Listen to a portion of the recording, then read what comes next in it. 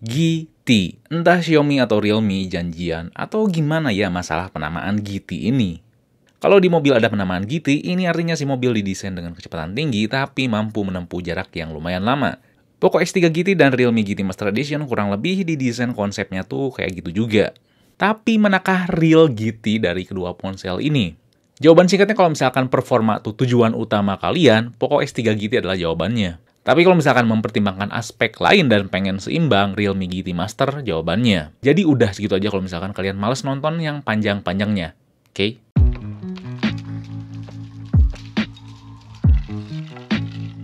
Nah, yang masih nonton dan penasaran dengan kedua ponsel ini, pengen tahu lebih rinci dan lebih lanjut, kita compare, oke? Di sini Fadil, langsung aja kita bahas.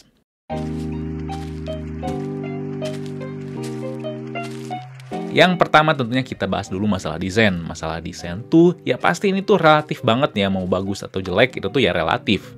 Tapi saya cukup yakin desain tuh yang paling suka banyaknya ke Realme GT Master. Warna abu yang saya pegang ini tuh cakep banget ya desainnya, nggak flat.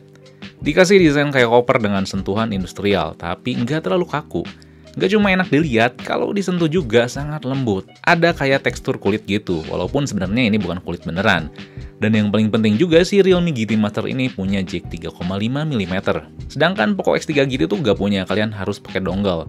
Walaupun emang si X3 GT ini tuh nggak slim kayak Realme dan nggak punya tekstur kulit, tapi tetap ya gripnya tuh kerasa enak buat dipegang. Nggak terlalu bongsor dan nggak terlalu berat. Warna putih yang dipegang ini tuh ngasih tekstur bergaris yang lumayan asik, tapi nggak senyaman Realme GT Master. Emang ya desain di Poco X3 ini tuh bukan nilai jual utamanya, tapi jangan diraguin masalah ergonominya gimana. Walaupun nggak punya jack 3,5, tapi di sini tuh ada ear blaster yang bakal kepake kalau kalian butuhin sebuah perangkat pengganti remote multifungsi. Plusnya juga di sini X3 GT memiliki rating ketahanan IP53 yang berarti lebih tahan cipratan air dibandingkan Realme GT Master.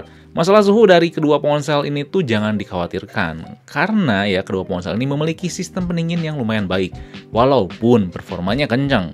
Saya nggak pernah sama sekali ngerasain overheat ya di kedua ponsel ini, mau kegiatan berat atau ringan. Tapi kalau dibandingin, si X3 GT emang terasa lebih adem dibandingkan Realme GT Master.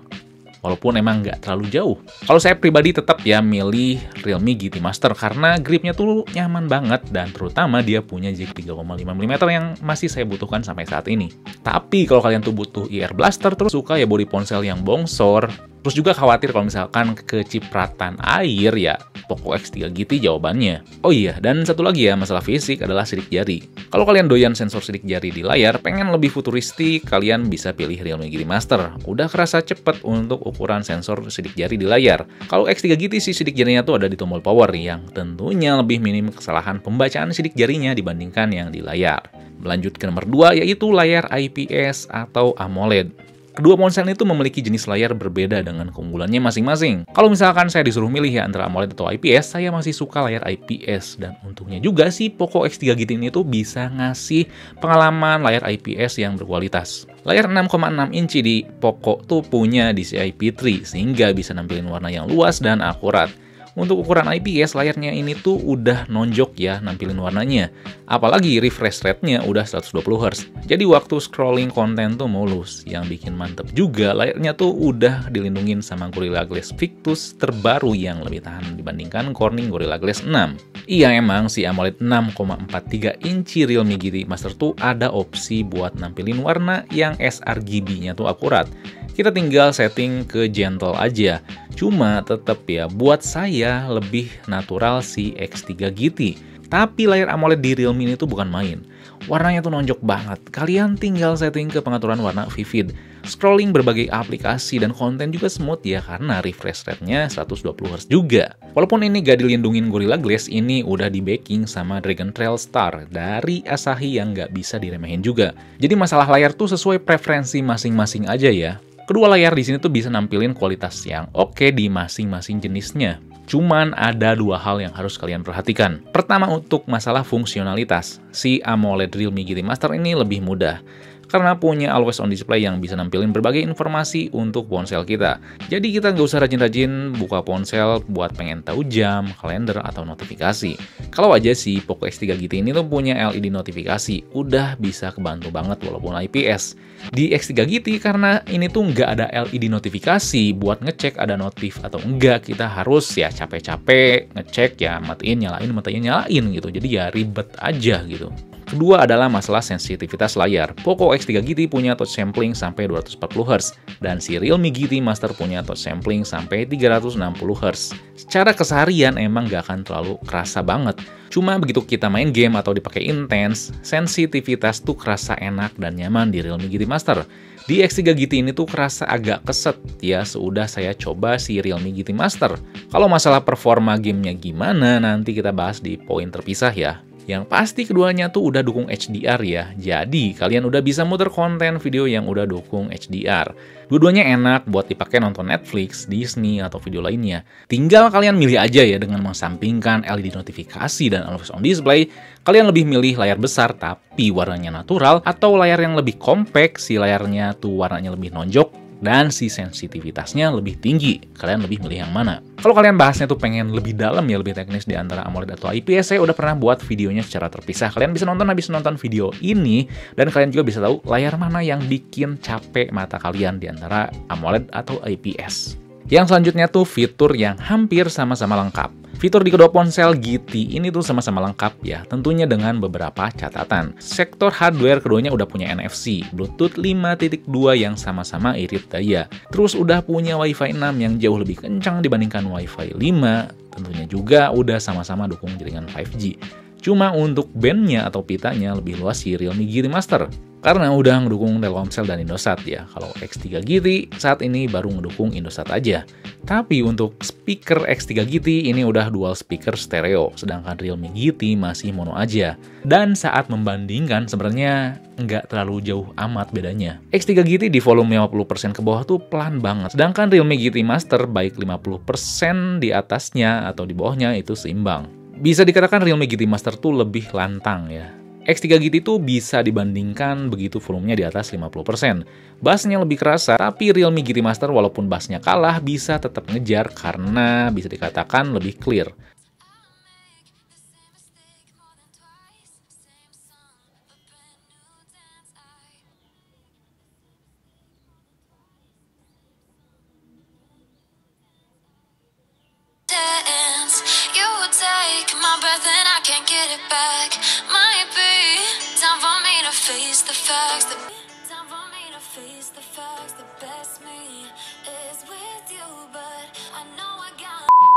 Keduanya juga udah bisa ngasih feedback vibrate yang sama-sama nyaman. Tapi Poco X3 GT di sini bisa ngasih vibrate yang lebih nyaman dengan si Axis X Linear. Emang dengan tactile engine yang baru, si Realme GT Master nggak bisa ngalahin kenyamanan si Poco X3 GT ya. Tapi ini tuh emang udah jauh lebih baik ya dibandingkan ponsel Realme yang dulu-dulu yang range harga 4-5 jutaan itu tuh yang emang kerasa murahan. Di sini nggak kerasa murahan. Untuk fitur software keduanya sama-sama lengkap ya, kalian nggak usah khawatir. Buat ngunci aplikasi, buat ngeklon aplikasi, dual space, antivirus bawaan, cleaner bawaan, pokoknya udah lengkap. Termasuk kustomisasi penampilan yang sama-sama lengkap juga. Dari ubah navigasi sampai ganti tema. Tapi ada dua catatan. Untuk fitur ya emang lebih kaya si Poco dengan MIUI-nya. Salah satunya yang saya suka adalah kalau ngeklon atau ngedual apps aplikasi itu lebih luas. Mau Tokopedia atau sampai game dan aplikasi lainnya tuh bisa. Tapi kalau si Realme dengan Realme UI itu cuman bisa ngeklon sosmed aja. Tapi nih ya, untuk pengemasan fitur tersebut lebih kerasa matang dan asik Realme GT Master. Experience-nya tuh lebih kerasa smooth dan rapi di Realme GT Master ya. Si UI-nya juga lebih terlihat Android murni pula gitu. Kalau si Poco X3 GT di MIUI ini, kata-kata simpelnya mungkin ya agak berantakan. Nah, poin selanjutnya itu performa. Dan kalau misalkan kita baca aja ya penamaan si chipsetnya, emang agak tricky sih ya. Kalau lihat penamaannya Snapdragon 778G, ya kepikiran kita ya pasti ya di bawah Snapdragon 800-an. Terus ada MediaTek Dimensity 1100 ya, sesuai lihat angkanya mungkin ya lebih bagus dibandingkan Snapdragon 800-an. Tapi nggak sesimpel ya ngelihat angka doang. Secara teori kita bisa lihat di Geekbench ya, skor single core Snapdragon 778G itu lebih besar dibandingkan Dimensity 1100. Artinya untuk tugas ringan si Snapdragon tuh lebih baik. Tapi begitu multi-core lebih baik Dimensity 1100. Yang artinya kerjaan berat MediaTek Dimensity 1100 lebih baik. Dengan kita melihat skor di dua chipset ini, kita udah bisa lihat ini tuh dapat bersaing dengan kelas flagship. Makanya dua ponsel itu udah nggak bisa dikatakan sebagai mid-end biasa aja, tapi udah masuk ke sektor premium yang mendekati flagship ya untuk sektor performa. Kalau secara prakteknya, kegiatan sehari-hari itu nggak bisa dibedain banget. Sama-sama nyaman, sama-sama lancar, sama-sama snappy pakainya. Mau dipakai buka berbagai aplikasi, scrolling konten, atau kegiatan kesehariannya tuh sama nyaman. Cuma emang di Realme, seperti yang dibahas sebelumnya, karena si touch samplingnya tuh lebih besar, jadi saat penggunaan tuh serasa lebih sensitif dan lebih smooth. Kalau beranjak ke penggunaan berat, katakanlah dipakai main PUBG, Genshin Impact, atau kegiatan intens lainnya, sebenarnya sama-sama nyaman, cuma ada cumanya nih ya. Sensitivitasnya emang ya kerasa lebih enak di Realme GT Master. Tapi masalah kelancaran bermain game, Poco X3 GT kerasa lebih smooth. Suhunya juga lebih adem. Bukan berarti Realme GT Master sering lag atau overheat ya. Lancar-lancar juga, cuma nggak selancar si Poco. Suhunya emang adem, tapi nggak seadem Poco. Kalau performanya dinilai, mungkin saya bisa ngasih 7,5 buat Realme GT Master, dan buat si Poco saya bisa ngasih 8,2 lah, karena emang nggak terlalu beda jauh. Buat konsumsi dayanya baru kerasa beda. Realme GT Master terasa lebih boros dibandingkan Poco X3 GT. Emang Realme GT Master gak bisa dibilang boros juga. Dari pagi sampai malam bisa bertahan, tapi buat saya penggunaan sedang ke berat tuh malam rata-rata udah di bawah 20%. Untuk sektor baterai masih menang Poco X3 GT. Ini kerasa ya. Selain karena kapasitas baterainya besar, hal ini karena manajemen baterai di MIUI itu emang juara. Dan tenang aja ya, kedua ponsel ini udah ngedukung pengisian daya cepat yang satu 65 Watt untuk Realme dan satu lagi 67 Watt untuk si Poco. Tentunya kalau misalnya kita ngecas yang cepet terisi penuh tuh ya Realme, karena kapasitasnya kecil 4300 tapi pengisian dayanya besar. Yang terakhir sektor kamera. Urusan kamera keduanya tuh sama-sama bagus, cuma ada perbedaan dari segi karakteristik. Kalau cukup cahaya, sekilas sama-sama oke. Detailnya oke, dynamic range-nya juga bagus. Cuma kalau Realme itu warnanya lebih nonjok dibandingkan Poco, walaupun ini saya AI-nya dua-duanya dimatiin ya. Poco di kondisi optimal tuh bisa ngambil cahaya lebih banyak, minim shadow, dan detailnya juga lebih oke buat saya. Sehingga si Realme lebih kelihatan gelap aja, tapi ya warnanya nonjok. Sama halnya kalau kita ngambil gambar yang backlight, Poco tuh lebih cerah dibandingkan Realme. Tapi Realme bisa nampilin background dengan warna yang lebih dapat dibandingkan Poco. Kalau lensa ultrawide, dia sama-sama standar lah di kedua ponsel ini, nggak ada yang spesial. Kalau misalkan kita masuk ke low light, si Poco mode auto tuh lebih dapat. Kayak foto mesin jahit ini nih, bisa nangkep warna yang kotornya, warna coklatnya di si mesinnya. Sedangkan Realme emang bisa nangkep detailnya bagus, tapi diperhalus sehingga gak dapat detail yang kotornya itu. Sama halnya dengan foto rak sepatu ini. Mode auto si Poco lebih detail ya. Bulu-bulu halusnya tuh lebih ketangkep ya, dan sepatu biru di bawahnya tuh kotornya lebih ketangkep juga. Tapi ketika kita ya nyalain mode malam nih, malah kebalik. Si Poco jadi terlalu cerah dan halus buat nangkep cahaya lebih banyak. Hasil detailnya malah jadi kurang baik dan kayak kecuci bersih gitu. Sedangkan Realme malahan jadi bagus kayak Poco di mode auto. Begitu juga ambil foto jaket di cahaya yang minim ini. Poco lebih detail, setiap kerutan di jaket tuh lebih ketangkep. Sedangkan Realme perhalus banget. Ketika nyalain mode malam, Realme jadi juara karena detailnya dapat banget. Kalau cahaya lebih minim, Poco di mode autonya bisa ambil cahaya lebih banyak. Tapi lagi-lagi ya, ketika mode malam, Realme bisa ngambil cahaya yang lebih bagus dan lebih banyak. Sedangkan Poco ya di mode malamnya tuh emang jadi PR banget sih ini, butuh update. Sektor kamera depan udah jelas kita bisa suka dan pilih Realme GT Master. Kondisi backlight kayak gini, cahaya nembak banget, Realme masih bisa ngehandle baik dibandingkan Poco, termasuk kalau low light-nya dan backlight kayak gini. Lampu di belakang nggak terlalu overexpose dan kulit muka walaupun kelihatan diperhalus tapi nggak kelihatan seputih si Poco. Dan bergerak ke sektor video, kamera belakang Poco X3 GT bisa terlihat jelas lebih oke. Baik 4K maupun 1080p. Komposisinya tuh pas, detail, warna, dynamic range yang disajiin tuh baik. Sedangkan Realme 4K-nya tuh emang detail, tapi warnanya tuh kusem. Begitu masuk 1080p, komposisi Realme emang lebih pas, tapi masih lebih gelap dibandingkan si Poco. Buat kestabilan dan fokus sama-sama oke. Kalau kamera depan ya Realme masih menang, bisa ngambil warna dan detailnya tuh pas.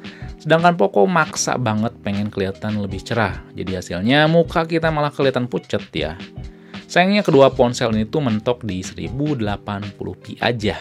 Sekilas sih bisa kelihatan ya si dynamic range-nya bagusan yang Realme karena ya si awannya lebih kelihatan, terus belakangnya nggak overexpose, si wajahnya juga walaupun misalkan kita nggak backlight, yang di X3 tuh lebih putih dibandingkan yang Realme gitu. Oke, jadi kayak kelihatan pucat walaupun tujuannya si X3 tuh buat biar kulit kita lebih putih. Cuman ya kalau misalkan dipakai jalan dua-duanya ya stabil aja gitu. Jadi jangan dipermasalahin kalau misalkan masalah kestabilan. Oke. So, GT mana yang terbaik? Saya bakal ngasih 3 jawaban. Yang pertama ya sesuai di awal, tergantung. Kalau performa adalah hal yang kalian kejar, Poco X3 GT jawabannya.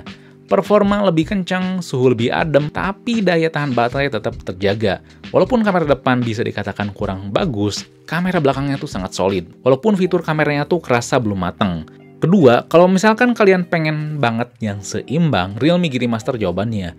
Fisiknya tuh cakep, selain cakep juga ergonominya tuh asik.